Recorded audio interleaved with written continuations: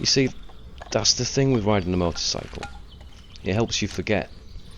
It clears your mind and brings your senses back to life during those times when you've forgotten what it's like to feel alive.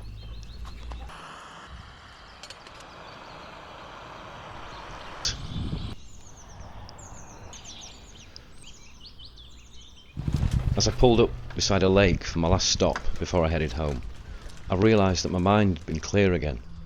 For a while there, I almost felt free again, and I knew that this was the way to recover, to get out and ride. And that was the exact moment I fell back in love with biking.